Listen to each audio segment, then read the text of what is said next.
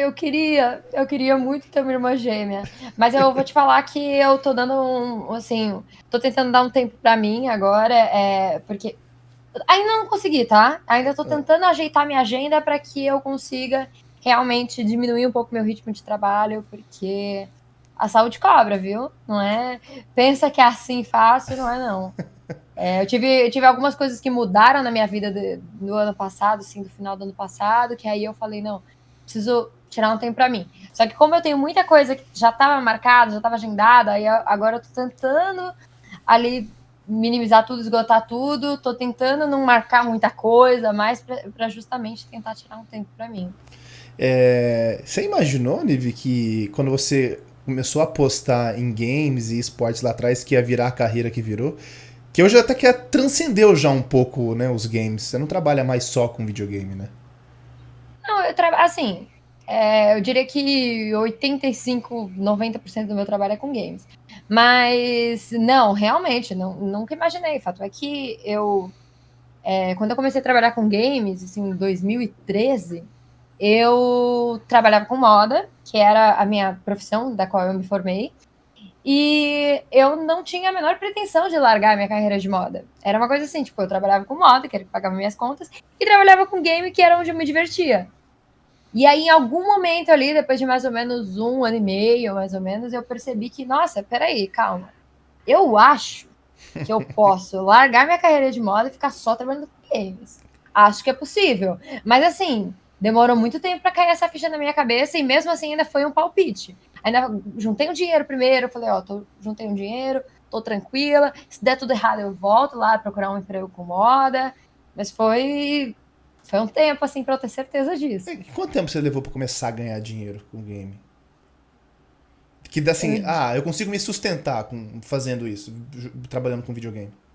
pelo menos 2 anos. Caramba. Pelo menos E dois você anos. fez um cofrinho ali de 2 anos pra se manter?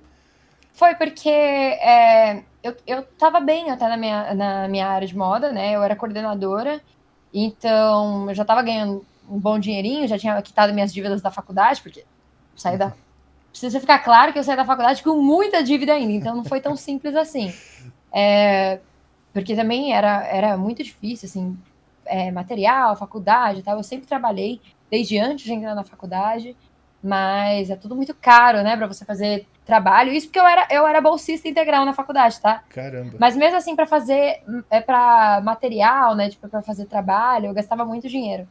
Então, eu acho que eu saí com uma dívida ainda, nossa senhora, de quase que um carrinho popular, vou te falar. Caramba. Não, isso porque em 2013 você falou, isso era mato na internet, né? Nos games, assim. Não é É, como é hoje, né? Completamente diferente na época. eu acho que hoje em dia as pessoas não precisam de 2 anos para conseguir ganhar um dinheirinho ali, se tiver dando tudo certo, porque em teoria estava dando tudo certo, entendeu? Assim, eu já comecei com coisas bem assertivas, eu comecei a apresentar campeonatos, a gente, foi assim, eu e uns amigos, a gente começou a fazer uns campeonatinhos, primeiro a gente fez por conta própria, depois que a gente fez o campeonato, e foi super legal o campeonato, a gente foi atrás de empresas falando assim: olha, a gente quer fazer um campeonato do seu jogo nesse formato. Olha que legal que a gente fez. Olha que bacana. E aí a gente foi atrás das publicadoras. E a gente queria que as publicadoras pagassem. A início, tipo, a publicadora só teria que pagar a premiação. Era assim, entendeu? Depois era assim, pagar a equipe e tal, para a gente conseguir fazer.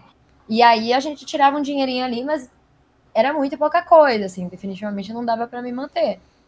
E ainda mais porque eu ajudava a minha família, sempre ajudei em casa. Então eu não tinha essa opção de falar assim: não, eu vou parar de trabalhar aqui, ficar sem dinheiro e qualquer coisa eu peço ajuda para minha mãe. Não, a minha mãe contava com a minha ajuda financeira, sabe? Sério. Então definitivamente não tinha essa opção.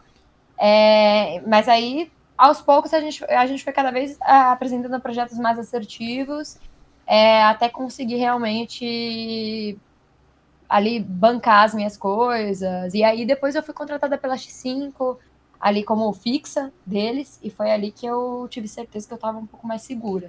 E seus pais como reagiram no começo, quando você estava nessa dúvida de mudar de uma profissão que já estava te rendendo frutos para algo que, se hoje a gente ainda ouve um monte de história de pai que não quer que o filho continue, imagina naquela época os caras, filha, o que você tá fazendo? Eu acho que assim, de uma certa forma, a minha mãe, eu acho que ela sempre, sempre me apoiou muito, porque eu sempre ajudei ela ao máximo possível. Então, acho que na cabeça dela, se desse errado, ela pensava assim, não, eu vou dar um jeito, entendeu? Se você ficar uns meses sem poder me dar dinheiro para me ajudar em casa, tal, eu vou dar um jeito. Então, eu acho que ela, no começo, como ela viu que era algo que eu gostava muito, ela sempre me viu fazer isso. Porque assim, quando eu era adolescente, eu fugia muito de casa, assim. Não fugia, assim, mas eu saía de casa de manhã, tipo, eu não voltava depois da escola, eu fugia da escola. Mas pra Gente, fazer o não quê? façam isso. Não Pra não jogar cabulem. videogame? Eu ia, tipo, tanto pra Lan House, porque minha adolescência foi no boom das Lan Houses, Uhum.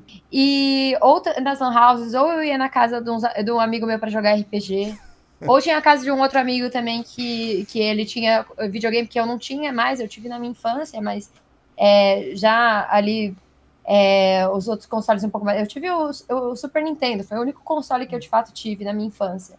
Então os outros jogavam na casa de amigos. Então eu às vezes cabulava aula para ir jogar na casa de um amigo meu, ou para jogar RPG, ou às vezes a gente passava a madrugada jogando RPG. E eu sempre fui uma adolescente meio difícil por causa disso, porque a minha mãe era sempre tentando me botar nas rédeas ali para voltar para casa. E eu apostava com os meus amigos, a gente jogava, por exemplo, eu ia jogar uma partida de pôquer, de truco, ou de xadrez, a gente jogava valendo a grana da Lan House. Caramba. Muitas vezes eu não tinha pra pagar, então eu tinha que ganhar. Eu tinha que ser boa ali. A parte boa é que eu vencia muito meus amigos ali no truco.